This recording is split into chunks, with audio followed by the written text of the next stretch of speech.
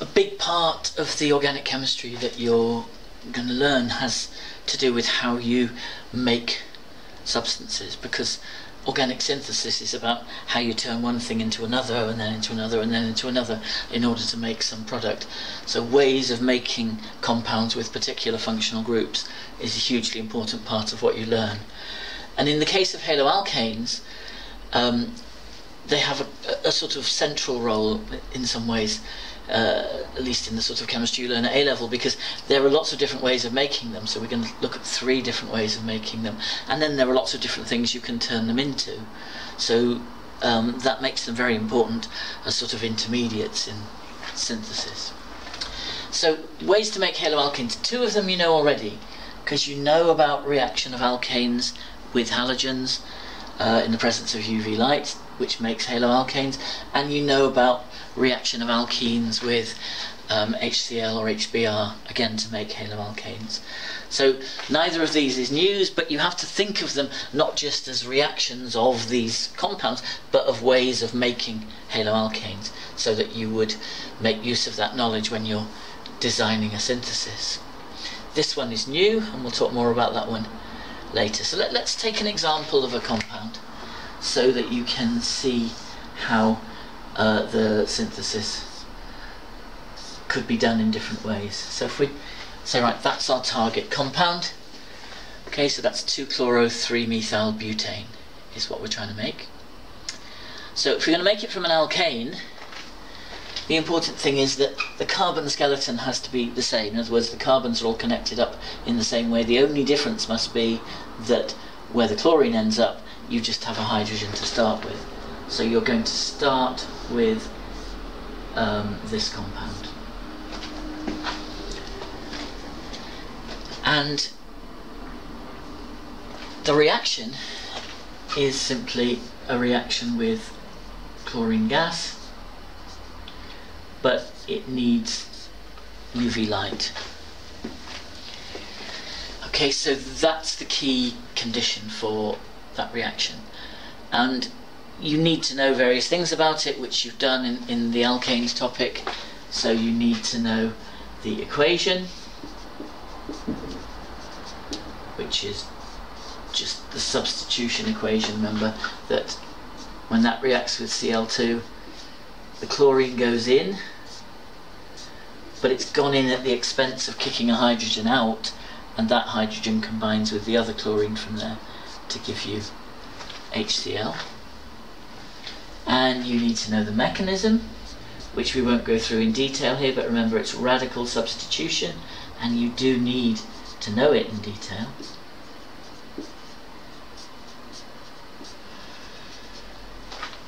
But in this particular context, you also need to know the problem with it. And the problem is that that substitution of chlorine for hydrogen won't occur specifically where you want it to, because you want it to substitute one of the 2 hydrogens that are there to replace it with a chlorine. But the trouble is that you've got 3 hydrogens there, you've got 1 there, and you've got 3 each there and there, and any of those could get substituted instead and make different products.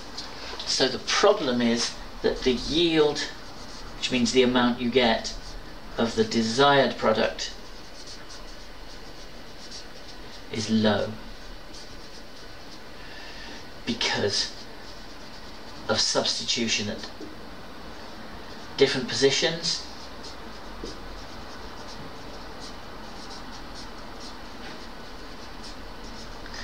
and also possibly multiple times, because there's no rule that says only 1 chlorine can substitute in. If you've got excess chlorine, you can substitute multiple times, okay, and potentially multiple times.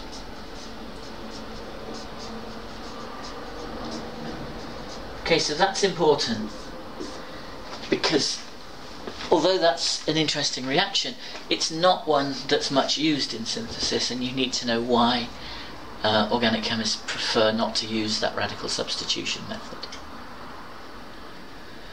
So we can make it from an alkene, and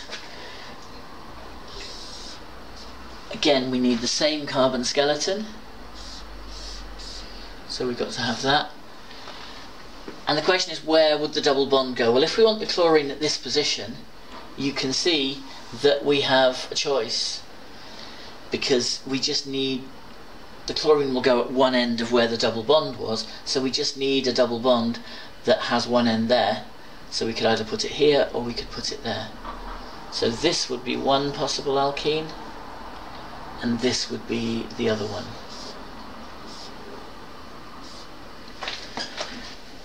When you're going through that process, you need to think, are there still others as a result of EZ isomerism? But hopefully you can see that neither of those alkenes has an EZ isomer, because this one has two groups the same at one end, two methyl groups here, and this one has two groups the same at one end, two hydrogens here. So for that reason they can't have EZ isomers. So in this case, those are the only two possibilities. So whichever one of those you choose, the reaction is just with HCl. No special conditions for that one. It's just a reaction with HCl will produce the compound. Once again though, you need to know the equation. So it's just, if we choose the top one as an example, goes to that. So it's different this time. It's an addition reaction. Okay, so there is no other product. You're not replacing anything, so nothing else is formed. It's an addition reaction. And again, you need to know the mechanism, which is electrophilic addition. And again, we won't do that here, but if you think I can't remember that, that's something you need to go back and revise. And let's drop that out for the moment. Again, there's a potential problem, which is that when you add HCl across that double bond, you can see that there are two possible ways of doing it. So you could add HCl that way round, so that the chlorine would go on this carbon, which is where you want it, but you could add it that way round. Whoops, same way again. You could add it this way round, and that won't produce the product you want, because the chlorine will go onto the wrong carbon. So again, you have this potential difficulty of getting more than one product, and therefore a low yield of the one you want. But in this case, you should by now have learnt to predict which is the major product in that situation, and therefore to be able to decide whether it's a good synthesis or not. So if we take this example, remember that when addition happens, you form two potential carbocation intermediates when HCl adds. So it would give you either this one or that one. Okay, because when the H plus from the HCl adds on, if it adds to this end of the double bond, then you'll get a positive charge there, and if the H plus adds to that end, you'll get the positive charge there, hence these two intermediates. And what you've learned about is Markovnikov's idea that whichever one of these is more stable will lead to the major product. And so in this case, what you realise is that this one is a tertiary carbocation, because the carbon with the positive charge has three other carbons bonded to it, whereas this one is only secondary, because the carbon with the positive charge has only two other carbons bonded to it. And that makes a difference. The tertiary ones are the most stable, secondary are slightly less stable, primary are the least stable of the carbocations. And so the tertiary one is the most stable, so it will form preferentially and lead to the major product. And the major product is formed by the chloride ion coming in and bonding where the positive charge is. So that will lead to this product, which is not the one you want. Okay, so this will only give this as a minor product, because the favoured one is formed via the tertiary carbocation, and that would put the chlorine at the wrong end. Now if we think about the same issue for this one, again we've got two possible carbocations, so we can either have this one or we can have this one. So same principle, that secondary carbocation, primary carbocation, the secondary one is more stable. More carbons attached means more stability. So that's the more stable one, that will be formed preferentially, and where the positive charge is where the chlorine will end up, and this time it gives you the major product. So this one is good because the positive charge will preferentially form at that end, so the Cl- will attach at that end, and you'll get the major product. So it's not just a case of randomly choosing one or other of the alkenes, because this one works much better in terms of producing the product we want than that one does. So that needs